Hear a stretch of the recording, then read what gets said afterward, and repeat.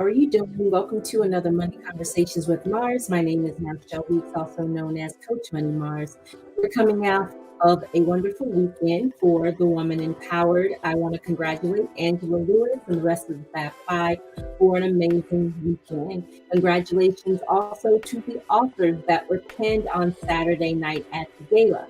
Did you attend? It was really, really nice. Everyone looked nice. The food was delicious, the company even better. And it was just nice to see the women receive their pins as, you know, first time being an author, second time being an author, and then third time being an author with Angela Lewis, who is doing an amazing job, really making her mark. And I am just excited to be there beside her. I served with her in the CEO district as senior leader. So this is very exciting. And as I always tell her, I am just so grateful, thankful that she would ask me to come on over here with her to the Woman Empowered. So very, very exciting, great times. And I'm just looking forward to seeing the Fab Five. They're moving fast. They're going some places. And I'm telling you, get those autographs now, right? Make it a part of your children's financial portfolio. I told her, I said, let me come on over there and get those autographs right now, right? So I can lock it in a safe. We're going to see them folks. They're going to be big. It's going to be big. And I'm just excited to see it. It's always amazing when you get to see things from the ground floor. That's an amazing testimony to have. And it serves well for your own faith. You know, when you get to watch something start out here and then it grows and grows and grows. And it's like, wow, you know, look at all the things that God can do. And I'm right here feeling the heat from the shine. So never run away from the shine. You want to be as close to it as possible, right? So anyway, did a little research. I just wanted to fine tune some definitions because I wanted to talk about how we should be running our households and operating like we are CEOs, even if we don't have a business, or even if our business is not an LLC or it's not incorporated. You know, we may be solopreneurs or we may be of the gig generation. You know, there's nothing wrong with that. Whatever suits your needs, and you know, you work that on out. Whatever works best for you. So, but we still should operate as CEOs. And so I went and looked up a few things because I wanted to paint a picture. So bear with me as I share my screen. This one is all about us. Let's see if it's going to come up. This was all about us operating as CEOs. Hopefully, we're not having a glitch here. It was working a little earlier. Let's try it again. Okay, bear with me. I am going to pull it up. And then I will start writing on the screen like I do. It's really helpful when you can see it. You know, I think I learn better by doing, but also by seeing. So I'm going to try this again. Boom, there it is. Awesome, awesome, awesome. Because this is really going to be helpful. So as I add a note here, so this is all about us operating as CEOs, like even the thought process, right? As a CEO, the CEO has a vision for the company. So we should have a vision for where we want to be, where we want our families to be, where we're going. And so, you know, every CEO reports to a board. So who is our board as Women Empowered? Christ. Now, you know that he does not make demands. You know, he does not punish us. You know, he makes suggestions. We can do it or not. Freedom in Christ, right?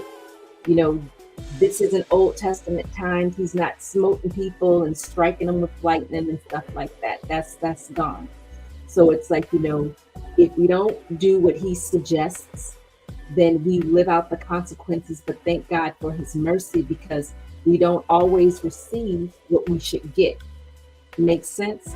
You know, but he gives us suggestions. You know, the what do you call the book? Everyone has that book. If you work for a company, there's the guidelines, you know, the company handbook.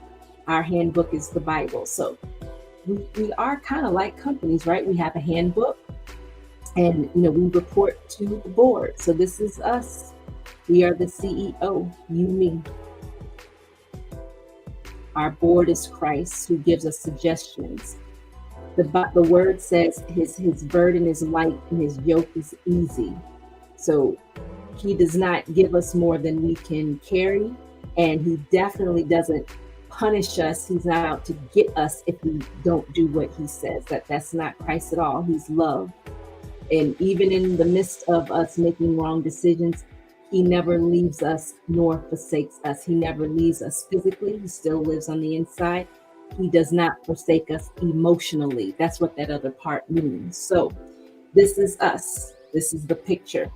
So what have we been talking about? We've been talking about budgeting. So that's our accounting, our finance department. And we need to make sure that's intact. So think about it. You've heard of accounts payable before. That's amounts due to vendors or suppliers for goods or services received and not paid for. I told you all I did a little bit of research and wrote some things down. So when I read that and I thought about me, and I'm like, okay, so that can kind of be like my utilities. I don't have a car payment, but like if someone had a car payment, when we buy the car, they let us take it home, right? Technically, we really haven't paid for it. The bank did, so we have to pay the bank. So we owe them, even though we're still using the car. Same thing for our home, our mortgage, right? They let us live in the house. They don't wait and say, okay, after 30 years, you can move in. No, we move in right away, and we're paying the mortgage company, paying the bank. So we're paying them for goods and services. Makes sense, utilities, goods and services. So again, this is not business 101. That's another lie. I want to give us an analogy to go off of so we know where we should be mentally in the decisions that we make. Okay. Accounts receivable. Accounts receivable, that's money that's owed to you, right? So your job, your business, let's say you're in consulting and they pay you at the end of the month or at the end of the project, however you do that. But that's money that's owed to you, that's circulating within the company, okay, to pay for the things, your assets, your liabilities, so forth and so on. Making sense, right? So we're comparing us as individuals to the company. Okay, so now most companies have a PR department. What is PR? Public relations. They create and maintain a positive public image. Why is that so important in the money game? Because if you are known at your company as the troublemaker, the gossiper, the incessant complainer, your publicist, which could be your supervisor, it could be your mentor, it could be a reference who wants to recommend you, but it's like, I'm gonna have to do a whole lot of cleaning up. I gotta do a whole lot of cleaning up to make this picture look better. So the PR is out there trying to maintain a public image of us. So the publicist, which could be ourselves, right? Because sometimes, we gotta get in there with performance appraisal and type it all up and give all those reasons. You know how that goes. Even if you believe in it or not, that's how the game is played. So the publicist in you has to talk yourself up. But we want to make sure the publicist doesn't have to do too much work because of what we're doing. What are we doing to maintain a positive image, especially in the money game, right? Because when we've been doing our budgeting, because we now know how to do 4 or 5 different budgets, and we found out I need some more money. So PR, the positive image. What's on the resume? Are we volunteering? Yes, even as adults. Are you aware that some people get promotions and jobs because of the volunteer work that they do? Volunteer work that they're doing for free, and that experience they can put on their resume and level up. Or that volunteer experience can take them into another career, bring them a part-time job, or they can become a 1099 and be a consultant, hiring themselves out to bring in the needed money. So their corporation, their household can continue to operate, right, toward the direction of the vision, the plan. Does that make sense? Are you following me? Okay. And so what else? Resume, volunteer. Our references are part of our PR. Do we burn bridges, or do we leave on a positive note? Do we leave people saying, man, I cannot wait to get them back here, or I need to use their services again, or I'm going to recommend them because they're doing an amazing job? Our PR, okay? What else? Social media. Folks, in the 21st century, we are in denial if we think people aren't looking us up. In denial if we think that people aren't looking us up. So we want to make sure that we maintain a positive image, because that can affect our money. Think about this.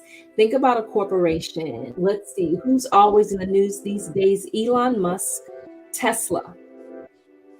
Do you know that CEOs, which I'm sure you know this, CEOs can do things in their private life and cause the company's stock to decrease, to go down in value? So think about that. If you had to evaluate your last name as a stock, where would it be valued? Think about that. So when we think about a job where we're working, we have to remember that the job is supposed to work for us. The job works for us. We're going to render a service for money. The vision is the household. The loyalty is the household. Because once this job no longer serves the vision, it's time to go. Not unless the board said, I need you to stay put. Sometimes our loyalty is to the wrong thing. The loyalty is to the job, and we want to be a good employee, but no, we're supposed to be the CEO. We're supposed to have the vision for the home. Even if you're married, two people, there should be a vision there. Now, that's not to say that each individual person doesn't have their own vision or purpose. That's not what I'm saying.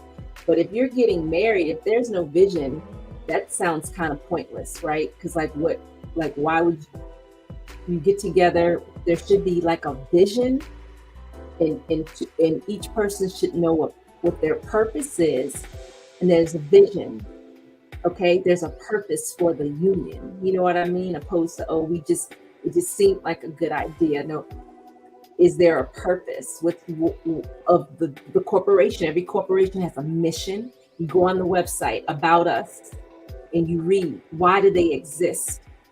So our loyalty has to be to our vision, and the job is working for us. So the goal should not necessarily be, I'm going to be here for 20 years and get a pen or watch or whatever. It should be, my vision for my household is, and this is going to help me fulfill that vision.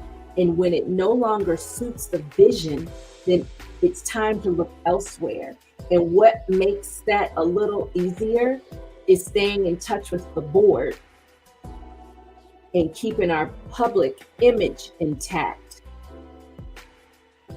Yes, we can do all things through Christ, and yes, Christ can move and make things happen. But if our public image is torn up, I mean, he will help. However, there are consequences for our actions, right? So it might be a little harder. It doesn't mean it's never going to happen, but it might be a little hard. Yes, he did turn water into wine. He sure did do that. But there are consequences on this earth for the things and decisions, the things we post on our social media. Even as a business owner, Just because we don't report to a 9 to 5, so to speak, doesn't mean that we can just put any and everything on there. A corporation maintains a positive image in the community. Think about that. Who are you serving? Who are your clients? You need to have a positive image, because we need the money for the household to circulate. Yes, prayer, fasting, all of that. And when you finish praying, you still need to pay that mortgage and pay that rent. Does that make sense? So we don't want to get too deep, because we still need this. But in order, when we write that vision and make it plain, remember I asked, what is it that we want? We have to make sure the loyalty is us reporting to Christ. This job, this money is nothing but a tool to support the vision. But you got to know what the vision is. The money helps the company stay afloat. Does that make sense? So I want to paint this picture to you, because these things are important. The budgeting is important for a household to run. The things that we're doing, we want a positive self-image. Now, I'm not saying, oh, just go volunteer so you can put it on your resume. A lot of people have passions for things. God has put passions in us and we just enjoy it. We feel good when we sow into others. I know that's why I've always volunteered. Also, that's how I was raised. So back then, it was just something that we did, and when you don't know any better, you have parents who tell you what to do until it clicks later on. So it clicked. And that's something I just enjoy doing. It makes me feel good to make someone else feel good. And it's great for you if you find yourself stuck here on the job, right? Maybe you're uneasy, you're uncomfortable, and God is saying it's time to move. And you're like, well, I don't know where to go. I don't know what to do. And he might be telling someone, well, what do you do for fun?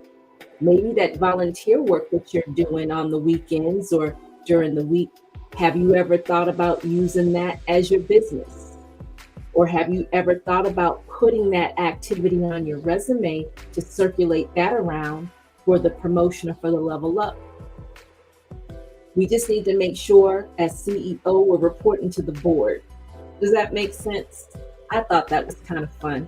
I thought about this over the weekend and I was like, you know what? That's really good. It was helpful to me. It changed the game for me. Let me tell you, it really changed the game for me when I stopped trying to be a good employee, but focus on the vision and what I wanted for my life. And, I'm going to be good anyway. I'm going to do the work anyway. That's my character. I report to the board, right? I work unto the Lord. That's scripture. There's nothing new under the sun. It's all in the Bible, right? This is coming to me as I'm talking to you, so I do not have any scriptural references like to tell you the book in the chapter, but someone knows it right off the top of their head. So when you're working unto the Lord, it doesn't matter if you don't like your supervisor. None of that other things matter, because you're working because you know that you want him to be proud of you, that type of thing. But at the same time, you're in touch. You're having board meetings, prayer all the time, so you know what to do for the vision. So it has to be the loyalty to the vision, the job. That money is a tool for everything else. And then that way, you're not like me. It took me a very, very long time to get that. And I probably could have left where I was a long time ago, but my mind was not thinking you are a corporation. Your loyalty is to your vision. The job gives you money. That's a tool to use. Because just because I may like to do certain activity on the job does not mean I can't do that activity elsewhere. So I don't want us to get stuck in the rut where we're not being true to our vision. Our loyalty is to a company who will furlough, fire, demote when it no longer suits their purpose. Because if it's red at the bottom of that spreadsheet and not black, oh, they're coming for heads. because they're going to get themselves back in the black. They're going to do what they have to do for the company.